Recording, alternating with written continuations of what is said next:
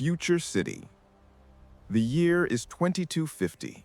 The cities we once knew have transformed into something our ancestors could barely imagine, yet somehow always dreamed of. Glass and steel have given way to living materials that breathe with us.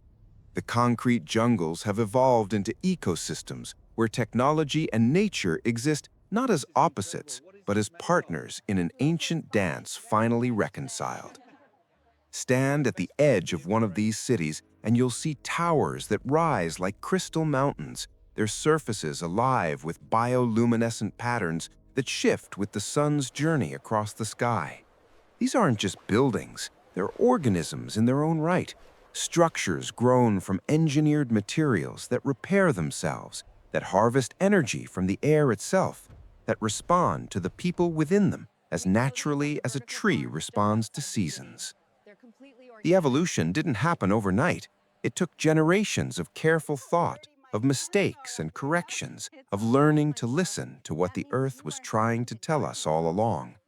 The cities of 2100 were smarter than ours, yes, but they were still fighting against nature. By 2150, something shifted. Architects and AI systems began to ask a different question. Not how do we conquer our environment, but how do we become part of it? The answers changed everything. Transportation flows through these cities like blood through veins. Magnetic transit systems move in 3 dimensions, pods of silent vehicles gliding through transparent tubes that weave between buildings, beneath streets, above gardens suspended in midair. There's a rhythm to it that feels almost musical. Morning brings the gentle surge of commuters, their pods merging and splitting in perfect synchronization, guided by AI traffic consciousness that thinks not in terms of individual vehicles, but in terms of the entire city's movement as one living system. Walk through the lower levels and you'll find something unexpected. Markets, real markets, where people still gather to trade, to talk, to touch the food they'll eat. The AI revolution didn't eliminate human commerce, it freed it. Vendors display produce grown in vertical farms just blocks away, harvested hours ago, still carrying the warmth of artificial suns calibrated to match the spectrum of light their genetic ancestors evolved under. The prices adjust in real time, shown in gentle light projections above each stall, responsive to supply and demand, but tempered by ethical algorithms that ensure no one goes hungry, regardless of their economic contribution. The currency itself has evolved beyond recognition. Digital, yes, but tied to something more fundamental than government backing or corporate trust. Every citizen accumulates value through existence itself, through contribution to the social fabric, through creation and care and connection. The AI systems track millions of micro-interactions, rewarding cooperation, encouraging innovation, maintaining a baseline universal prosperity that would have seemed like fantasy to our 21st century ancestors struggling with concepts like universal basic income. Housing has become almost unrecognizable from what it once was. The word apartment feels quaint, a relic from an age when people lived in boxes stacked upon boxes. Now, living spaces are fluid, reconfigurable, grown to match the needs of their inhabitants. A young couple expecting their first child finds their space expanding organically, new rooms budding from existing walls as the AI construction systems detect the changing needs. The elderly find their homes contracting gently, becoming more manageable, concentrating warmth and life into spaces that feel embraced rather than empty. The walls themselves are interfaces. Touch them and they respond, becoming windows to anywhere on Earth, screens for work or entertainment, or simply reflective surfaces when privacy is desired. But more than this, they're aware. They know when you're stressed and adjust the lighting to calm. They sense illness before you do and alert health systems that respond with quiet efficiency. They remember your preferences, your habits, your needs, becoming more attuned to you with every passing day. Energy flows invisibly through everything. The crisis of the early 21st century, the desperate scramble for sustainable power, has been solved so completely that children learn about it in history with the same distant incomprehension we once reserved for stories of whale oil lamps. Every surface is a solar collector. Every footstep generates a small charge. The very air is harvested for temperature differential energy. But the real revolution came from fusion, finally mastered after decades of promising breakthroughs that seemed always just over the horizon. Compact fusion reactors, no larger than a car, power entire neighborhoods, producing no waste, no danger, nothing but clean energy, drawn from the same force that lights the stars. The air itself is different, cleaner than it's been in 500 years. Trees line every street, but these aren't the decorative additions of previous centuries. They're engineered organisms, their leaves modified to capture carbon with 10 times the efficiency of their natural predecessors. They communicate through fungal networks monitored by AI systems that ensure optimal health, that detect disease before it spreads, that coordinate the entire urban forest as a single planetary lung, breathing in the remnants of humanity's industrial adolescence. Water moves through the city in visible streams, no longer hidden in pipes beneath the streets. Channels of flowing water serve as natural cooling systems, as transportation routes for small vessels, as gathering places where people sit to think or talk, or simply watch the light dance on moving surfaces. Every drop is recycled, purified through biological filters that would have seemed miraculous a century ago, but are now as commonplace as pavement once was. Scarcity, at least of water, has become a memory, maintained only in historical archives and the cautionary lessons taught to children who have never known thirst. The skyline shifts subtly throughout the day. Buildings adjust their opacity, their reflectivity, their very shape in response to weather patterns predicted days in advance by AI systems that model atmospheric conditions with quantum precision. When storms approach, the city prepares, structures lowering their profiles, wind turbines deploying from surfaces that were smooth moments before, energy harvested from the very forces that once meant destruction and danger. Future city. Healthcare has become predictive to the point of seeming prescient. Nanosensors in the bloodstream monitor thousands of biomarkers continuously, transmitting data to AI systems that watch for the earliest signs of disease. Cancer is detected when it's still a handful of cells. Heart attacks are prevented weeks before they would have occurred. Mental health receives the same constant attention. Chemical imbalances corrected sometimes before the person themselves is aware anything was wrong. The result is a population that lives not just longer, but better, carrying vitality into ages that previous generations spent in decline. Education has transformed into something continuous and personalized. Children don't attend school so much as engage with learning systems that adapt to their individual pace, their interests, their unique cognitive architecture. A child fascinated by ocean ecosystems might spend weeks diving in perfect virtual reality simulations, learning biology and chemistry and physics through direct experience of the underwater world. Another, drawn to mathematics, might explore geometric spaces that don't exist in 3 dimensions, guided by AI tutors that have infinite patience and perfect understanding of exactly where each student struggles and excels. Work, that word that once meant obligation and constraint, has evolved into something closer to purpose. The necessity of labor for survival has been eliminated by automation and universal prosperity. What remains is the human desire to create, to contribute, to feel useful in the great project of civilization. People pursue careers because they find them meaningful, not because they need them to eat. The result is a creativity explosion that would have been unimaginable when most human potential was locked away in jobs done purely for economic survival. The arts flourish in this environment. Virtual reality allows musicians to compose in spaces where sound behaves according to rules they themselves define. Painters work with light and matter at the molecular level, creating sculptures that exist in states somewhere between solid and hologram. Writers collaborate with AI systems that suggest plot twists, that generate entire worlds for exploration, but always with the human maintaining creative control, the AI serving as an infinitely capable assistant rather than a replacement for human imagination.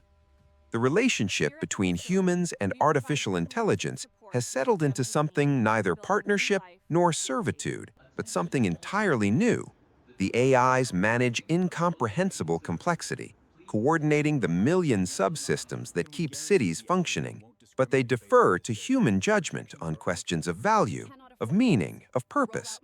It's a relationship built on mutual dependency and mutual respect. The AIs need humanity to provide direction, to define what matters. Humans need the AIs to manage complexity that biological minds simply cannot encompass. Together, they've built something neither could have created alone. Crime has become rare to the point of being almost theoretical. When everyone's needs are met, when mental health is carefully maintained, when opportunity is truly universal, the desperate motivations that drove most historical crime simply evaporate. What remains are the edge cases, the psychological anomalies that no amount of social engineering can completely eliminate. These are handled not through punishment, but through rehabilitation, through intensive AI-assisted therapy that addresses root causes rather than symptoms. Prisons, as our ancestors knew them, don't exist. What would be the point? The elderly are valued in ways that previous centuries struggled to achieve. Their wisdom, their perspective, their living memory of how things used to be, all are considered precious resources. They live integrated into communities, not separated into care facilities. AI systems provide whatever physical assistance is needed, while preserving dignity and autonomy. The young learn from the old in organic mentorship relationships, facilitated by AI matching systems that pair seekers with teachers based on deep compatibility analysis. Children grow up in environments of almost perfect safety, but not sterile protection.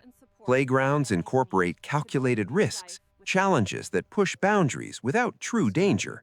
The AI systems watch, ready to intervene in genuine emergencies, but otherwise allowing the essential human process of learning through experience, through minor failure and recovery. Kids still skin their knees, they still feel the pride of climbing something tall. The difference is that the catastrophic injuries of previous eras have been eliminated without eliminating the growth that comes from testing limits. Death, when it comes, is different. Medical technology can extend life almost indefinitely for those who choose it, but most people eventually decide they've had enough, that they're ready for whatever comes next or doesn't. End-of-life care has become an art form, a gentle transition managed with pharmaceutical precision to eliminate suffering while preserving consciousness and dignity until the very end.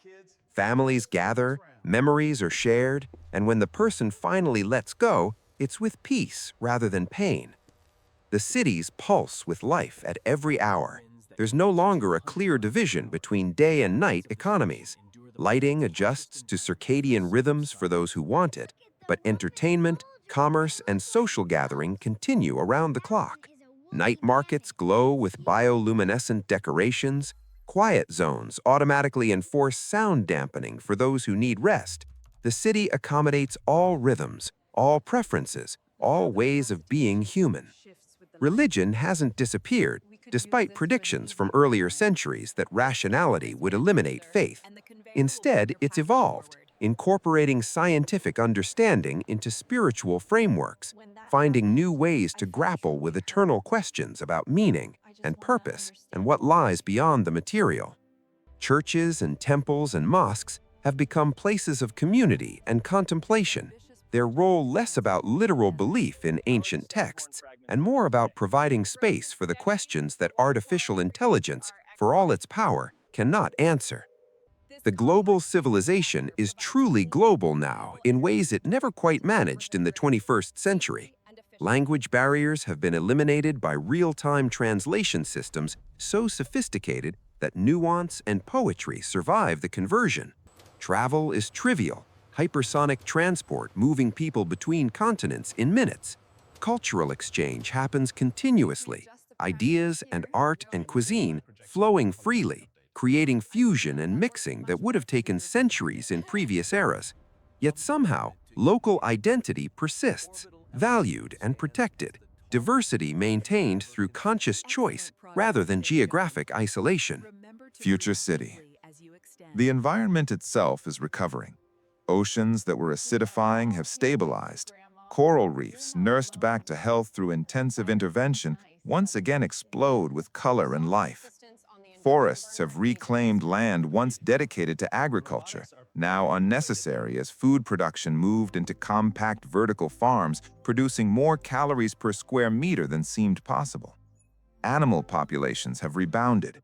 Species on the brink of extinction have been pulled back, their genomes preserved, and their populations carefully managed until they can sustain themselves again. Space, that final frontier that seemed to recede perpetually into the future, has finally been reached in earnest. Cities orbit Earth and Luna and Mars, each a variation on the themes pioneered on the homeworld, but adapted to their unique environments.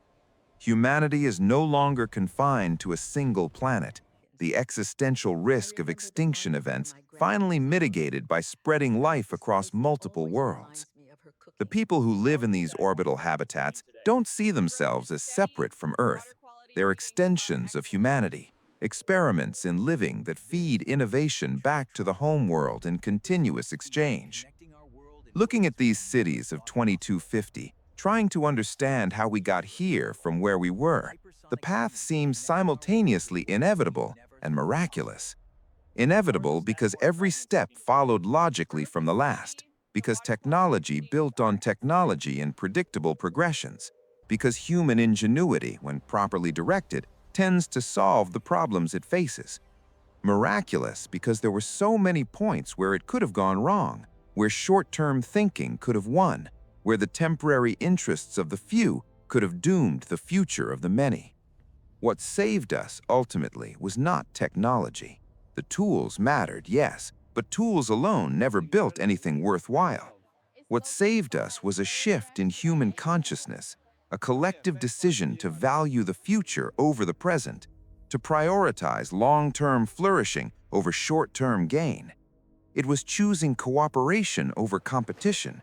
It was recognizing that the zero-sum thinking that dominated earlier eras was a cognitive trap, that there were paths to prosperity that lifted everyone. The AI systems helped. Their ability to model consequences, to show us where our choices led, to make visible the invisible connections between action and outcome, all of this illuminated the path. But the walking, the actual journey from crisis to flourishing, that was human. That required courage and sacrifice and the willingness to believe in possibilities that evidence hadn't yet proven real. Children born into this world of 2250 will never fully understand what was overcome to create it. They'll learn the history, yes, but it will seem as distant and academic as medieval plagues or ancient wars seem to us. They'll take for granted the stability, the prosperity, the peace that their ancestors fought so hard to achieve. That's as it should be. The point of progress is not to create eternal gratitude, but to create a foundation on which the next generation can build something even better. Because this isn't the end. This city of 2250, as advanced as it seems, as carefully balanced, as thoughtfully designed, it's just another step on an infinite journey. The children growing up here will find problems we didn't solve, inefficiencies we didn't eliminate, possibilities we didn't imagine. They'll look at what we've built with the same mixture of appreciation and impatience that we felt looking at what our ancestors created. They'll tear down and rebuild and push forward, as humans always have, as humans always will. The sun sets over the city, its light refracting through crystal towers, painting the sky in colors that shift and blend. Somewhere a child laughs. Somewhere an old couple sits in comfortable silence, their hands intertwined. Somewhere a scientist makes a discovery that will change everything. Somewhere, an artist creates beauty that will move millions. The city breathes, the lights come on, and life continues. This glorious experiment in conscious evolution, this attempt to build not just a better world, but a worthy one. And in this moment, watching the day transition to night, feeling the pulse of millions of lives being lived in purpose and peace, it's possible to believe that we made it, that humanity, for all its flaws and failures and false starts, finally figured out how to be what it always could have been. Not perfect, never perfect, but good enough, wise enough, careful enough to steward a future worth inheriting.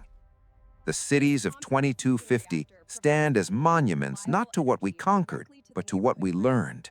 That technology without wisdom is just powerful ignorance. That efficiency without compassion is just elegant cruelty. That progress means nothing if it doesn't lift up the least among us. These lessons, paid for in centuries of struggle, are now embedded in every system, every structure, every decision that shapes these places where humanity makes its home. As darkness completes its claim on this hemisphere and the artificial stars of the city begin their nightly glow, there's a feeling that settles over everything. Not triumphs exactly, not satisfaction, something quieter, more sustainable, something like contentment. The knowledge that today was good, that tomorrow will be too, that the long arc we've been bending finally curves toward justice, toward beauty, toward the future we always deserved, but had to earn through patience and wisdom and the courage to imagine ourselves better than we were. The city sleeps, but never stops. The AI systems maintain their vigilant watch. The gardens grow in their accelerated cycles. The fusion reactors hum with contained starlight. And humanity dreams, as it always has, of what comes next, of what lies just beyond the horizon, of all the tomorrows still waiting to be built.